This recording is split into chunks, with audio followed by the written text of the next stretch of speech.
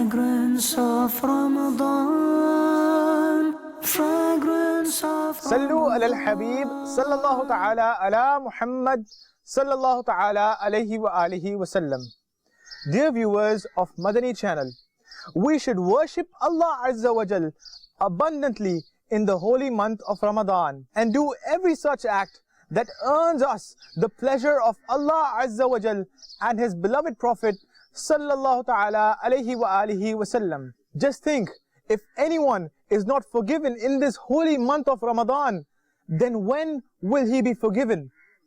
The beloved and blessed Prophet sallallahu ta'ala alayhi wa alihi wa sallam would devote himself to worship as soon as the month of Ramadan arrived. Sayyidatuna Aisha Siddiqa radiallahu ta'ala anha has said, in Ramadan, the Prophet of Rahmah, the intercessor of Ummah, sallallahu ta'ala alayhi wa alihi wa sallam, would devote himself to the worship of Allah Azza wa Jal and did not used to come to his blessed bed in the whole month.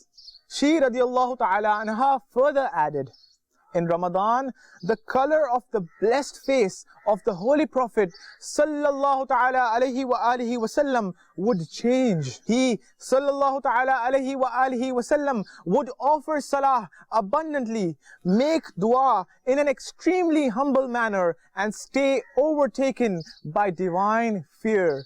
Sallu ala al-Habib, sallallahu ta'ala ala Muhammad, sallallahu ta'ala alayhi wa alihi wa sallam.